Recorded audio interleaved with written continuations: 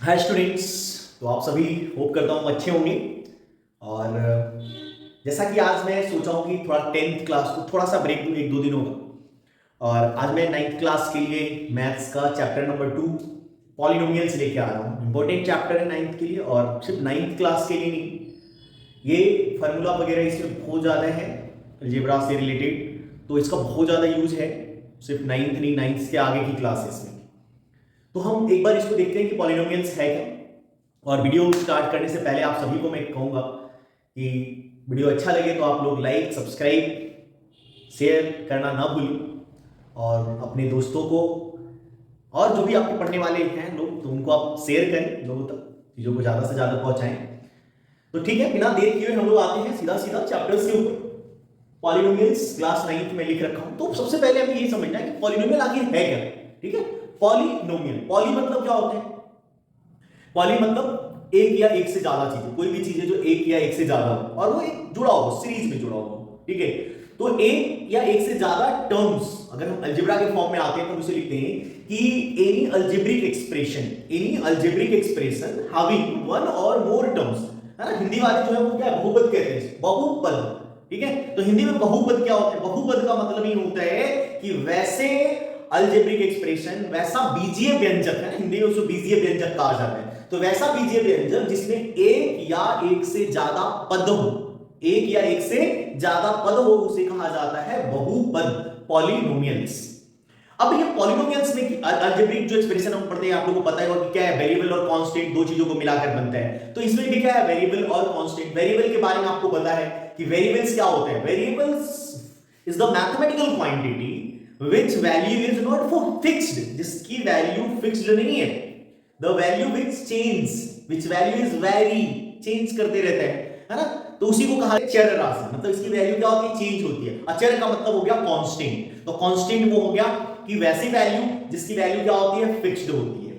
अब आता है कि हम किसे पॉलिनोमियल कहेंगे। पॉलिनोमियल हम किसे कह सकते हैं? तो पॉलिनोमियल हम उसी को कह सकते हैं जिसमें वेरिएबल जो है, जैसे ये हमारा x plus 2y square plus 7, ये हमारे पॉलिनोमियल्स हैं। ठीक है, तो पॉलिनोमियल्स हमने इसे क्यों कहा पॉलिनोमियल्स? तो क्योंकि यहाँ पे हम वेरिएबल यूज कर रहे हैं, दो वेरिएबल है, एक वेरिएबल x हो गया, एक वेरिएबल y है। तो दो वेरिएबल का हम यूज कर रहे हैं, और ये हमारा क्या है, कांस्टेंट है। क्योंकि अगर आप इसका वैल्यू कुछ भी ले सकते हैं, x की जगह 1 2 3 4 10 100 कुछ भी, तो ये चेंज हो रहा है। और उसी तरह से y की वैल्यू हम कुछ भी ले सकते हैं, तो फिर ये होल टर्म क्या हो जाएगा, चेंज हो जाएगा इसके अकॉर्डिंग पूरे टर्म पे। जैसे मान लीजिए कि 2y स्क्वायर, और अगर हम 2 into y की वैल्यू -1 ले लेते हैं, -1 का स्क्वायर क्या हो जाएगा, 2 into 1, तो 2 आ गया। हो सकता है कि आप इसकी जगह -2 ले लें तो ये 4 हो जाएगा, तो ये 8 हो जाएगा। हो सकता है इसकी जगह आप 5 ले लें तो 25 और ये 50 हो जाएगा। तो ये क्या हो रहा है, चेंज हो रहा है, वैल्यू क्या हो रहा है, चेंज हो रहा है। इसलिए क्या कहा जाता है उसको, वेरिएबल। तो ये टू वेरिएबल्स हो गए, आगे आप पढ़ेंगे 10th क्लास में टू वेरिएबल्स। तो सबसे पहले कि हम आते हैं पॉइंट की पॉलिनोमियल्स क्यों कहते हैं। तो पॉलिनोमियल कहने का कारण ये है कि अगर किसी भी वेरिएबल का पावर होल नंबर होना चाहिए। याद रखना है, वेरिएबल का पावर क्या होना चाहिए, होल नंबर होना चाहिए। होल नंबर 0 1 2 3 4 5 ये होता है। तो वेरिएबल का पावर अगर 1 है तभी हम उसे क्या कहेंगे, पॉलिनोमियल्स कहेंगे। जैसे कि अगर वेरिएबल का पावर क्या आ गया, -1 plus 3x plus 7y square, या कुछ भी y स्क्वायर में, ये पॉलिनोमियल्स नहीं होगा, क्योंकि इसका जो पावर है वो क्या है, इसका पावर है -1, और -1 जो है वो क्या है, इंटीजर्स तो होता है लेकिन होल नंबर नहीं है। तो इसलिए जो हमारा क्या होगा, है ना स्टूडेंट्स, ये क्या हो जाएगा कि पॉलिनोमियल्स नहीं है। अब उसी तरह से अगर हमारा क्या है, किसी भी वेरिएबल का पावर मान लो half plus x square plus 7 दे दिया है, तो ये भी क्या है, फ्रैक्शन है, ये भी होल नंबर नहीं है। तो ये भी क्या हो जाएगा, हमारा वेरिएबल पॉलिनोमियल्स नहीं होगा, बहुपद नहीं है। क्लियर है? तो अब आगे आते हैं कि पॉलिनोमियल, ये तो हमारा क्लियर हो गया कि पॉलिनोमियल्स होता है। अब पॉलिनोमियल में क्या होता है, टर्म्स होते हैं, पद होते हैं। तो पद मतलब क्या होता है कि हैविंग द डिफरेंट वेरिएबल्स, अलग अलग वेरिएबल्स का सेपरेटेड बाय प्लस और माइनस साइन, प्लस और माइनस साइन से सेपरेट जो है उसको हम पद कहते हैं। और डिफरेंट वेरिएबल का होना चाहिए, एक जैसे जैसे मान लीजिए कि हमने 3x plus 5x minus 7x लिया, क्या ये तीन पद है? नहीं, क्योंकि ये भी x है, ये भी x है और ये भी x है। आप इसे ऐड करेंगे तो ये 5x minus 8x minus 7x that is the x बच जाएगा। तो ये तो फाइनली क्या हुआ, एक ही टर्म बचा ना, तो इसको हम तीन टर्म नहीं कहेंगे, ये अलग अलग वेरिएबल होना चाहिए और कांस्टेंट हो, और उसकी क्या है हमें सेपरेट किया हुआ हो, किस चीज से, प्लस और माइनस साइन से, तब हम उसे क्या कहते हैं, पद कहते हैं, मींस कि उसको हम टर्म्स कहते हैं। तो टर्म्स के हिसाब से अगर किसी पॉलिनोमियल में वन टर्म है, टू टर्म्स है, थ्री टर्म्स है, तो उसके हिसाब से हम उसका नाम लिखते हैं। जैसे कोई पॉलिनोमियल हमारा है x 3x का स्क्वायर, इसमें सिर्फ एक ही टर्म है, तो इसे हम क्या कहेंगे, मोनोमियल्स। क्या कहेंगे इसे हम, मोनोमियल्स, एक पदी। क्या कहेंगे हम इसे, एक पदी। अब मान लीजिए 3x स्क्वायर प्लस 7 दे दिया, इसमें दो अलग अलग टर्म्स हैं, तो हम इसे क्या कहेंगे, हम इसे कहेंगे बाइनोमियल, बाइनोमियल्स। और ये बाइनोमियल्स मतलब द्विपदी, इसमें दो पद हैं तो द्विपदी। इसी तरह से अगर कहीं पे हमें लिखा हुआ है माइनस का 3x स्क्वायर, माइनस का 7x, प्लस का 11, तो 1 2 3 थ्री टर्म्स है, तीनों अलग अलग, ये x स्क्वायर है और ये इसी समझ लेंगे कि x और x है, इसमें क्या है, पावर दिया हुआ है, तो ये अलग टर्म हो गए, ये अलग वेरिएबल्स बन गया, ये अलग वेरिएबल, ये कितना हो गया, ट्रिनोमियल्स। तो इस तरह से क्वाइट है ना, त्रिपदी, चतुष्पदी, पंचपदी, ऐसे करके हम इसका है ट्रिनोमियल, और इसी को हम क्या कहते हैं, इन सभी को हम क्या कहेंगे, इसी सभी को हम पॉलिनोमियल्स भी कहते हैं। तो ये हमारा पॉलिनोमियल, तो ये था टर्म्स के, क्या होता है, डिग्री ऑफ द पॉलिनोमियल्स।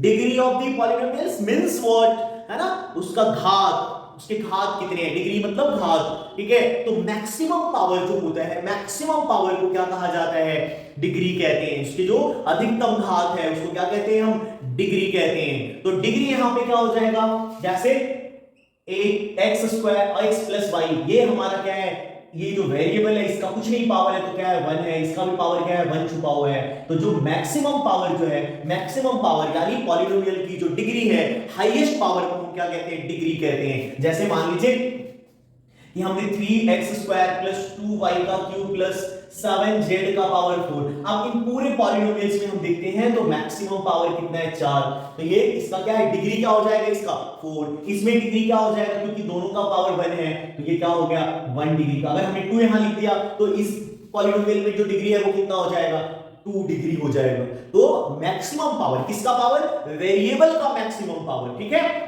चर राशि का अधिकतम जो घात है उसको क्या कहा जाता है, उसको कहा जाता है डिग्री ऑफ द पॉलिनोमियल, घातांक, ठीक है। तो इस तरह से हमारा डिग्री हो गया, और डिग्री के आधार पर पॉलिनोमियल को डिवाइड किया गया। अगर हमारा मैक्सिमम पावर, अगर हमारा मैक्सिमम पावर 2 है तो हमारा क्या हो जाएगा, ये क्वाड्रेटिक, क्या कहलाएगा, क्वाड्रेटिक इक्वेशन। अगर हमारा अभी हमने ऊपर लिखा था x प्लस वाई, तो इसका मतलब क्या हो गया, लीनियर, है ना। एक मैक्सिमम पावर 1 है तो क्या होगा, लीनियर, लीनियर का मतलब रैखिक, क्या हो जाएगा, रैखिक। क्वाड्रेटिक का मतलब द्विघात, ठीक है, क्या हो जाएगा, द्विघात, मतलब दो घात है उसकी मैक्सिमम पावर। उसी तरह से क्वाड्रिनोमियल आप लिख सकते हैं मेरे फ्रेंड्स, ठीक है। तो क्वाड्रिनोमियल्स हो गया, क्यूब, ये सॉरी, ये आपका हो गया क्यूबिक, क्या है, क्यूबिक। उसके बाद अगर पावर 4 है तो उसे हम क्या लिखेंगे, बाय क्वाड्रेटिक। तो इस तरह से हम क्या है, अलग अलग पॉलिनोमियल्स का नाम देते हैं। तो दो तरीके से हो गया, एक पद के अनुसार और एक डिग्री के अनुसार। पद के अनुसार हम उसे क्या लिख सकते हैं, मोनोमियल, बाइनोमियल, ट्रिनोमियल, क्वाड्रिनोमियल, पेंटानोमियल, और डिग्री के अकॉर्डिंग जो है ना, सॉरी टर्म्स के अकॉर्डिंग हम उसे क्या लिख सकते हैं, बाइनोमियल, मोनोमियल, ट्राइनोमियल जो भी है, और डिग्री के हिसाब से उसे linear, quadratic, cubic, by quadratic, इस तरह से हम उसका नेमिंग कर सकते हैं। तो अब यहां से क्लियर हो गया आपको।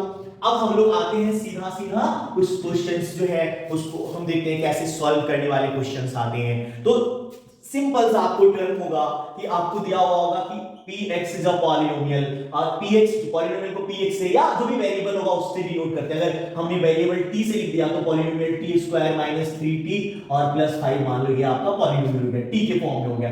x के फॉर्म में लिख रहे हैं तो px इज इक्वल्स टू मान लो x square minus tx plus 5 हमने x के फॉर्म में लिख दिया, तो इस तरीके से हमारा होता है।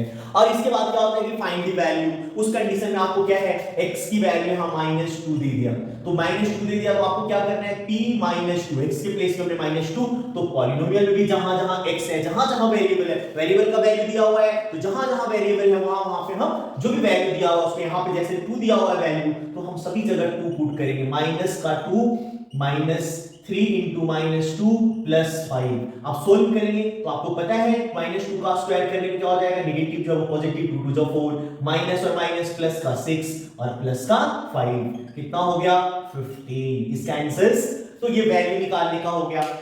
तो इस तरह से हम क्या करते हैं, इसको चेक करते हैं। अब इसके बाद अगला जो एक क्वेश्चन इसमें आता है हमारा, वो आता है आपको जीरोज निकालने का। तो जीरोज क्या होता है, जीरोज को शून्यक, हिंदी में क्या कहते हैं उसको, फाइंड द शून्यक। तो एक रिमाइंडर थ्योरम भी होता है। तो देखिए शून्यक क्या होता है, पहले हम तो शून्यक को समझते हैं। तो शून्यक का ये मतलब होता है, या जीरोज जिसको हम करेंगे इसमें, तो जीरोज क्या होता है, जीरोज का मतलब है कि जैसे मान लो कि हमने एक पॉलिनोमियल लिख लिया 2x + 3y 2x plus 3x² - 7। अब हमने एक पॉलिनोमियल बना दिया। अब देखिए ये क्वेश्चन सही होगा गलत होगा मुझे नहीं पता, बट हमने एक एग्जांपल लेके समझना क्या है कि अगर हम इसके अंदर किसका, वेरिएबल का अचर राशि जो है, उस चर राशि की जो वैल्यू इसमें पुट करेंगे, आप चर की जो वैल्यू आप पुट करेंगे इसमें, तो वो अगर पूरे इक्वेशन को जीरो बना दे, पूरा इक्वेशन क्या हो जाए, अगर जीरो बन जाता है तो उसको क्या कहा जाता है, उसको कहते हैं जीरोज। क्या कहते हैं उसको, उसको कहते हैं जीरोज।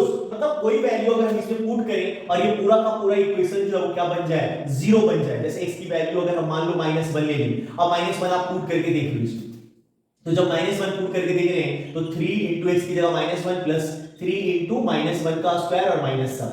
अब ये -3 हो गया और ये तो माइनस माइनस का प्लस हो जाएगा, मतलब ये 3 हो गया और माइनस का 7, ये दोनों कट गया, बच गया -7। जीरो हमारा नहीं, ये पूरे टर्म जीरो नहीं बना है। इसका मतलब क्या है कि x का वैल्यू -1 हमारा जीरोज नहीं है। लेकिन अगर क्या होता कि 1 पुट करते हम लोग, -1 पुट करते और पूरा का पूरा टर्म अगर जीरो बन जाता तो क्या होता, हमारा जीरोज कहलाता। जैसे कि आप एक क्वेश्चन आप देख सकते हैं इसको कि x² माइनस का x और प्लस का 2, सॉरी माइनस का 2। अब एक पॉलिनोमियल ले लिया और इसमें भी हम चेक कर रहे हैं कि check whether the x equals to -1, check whether the x equals to -1 is the zeros of the given polynomial और नॉट।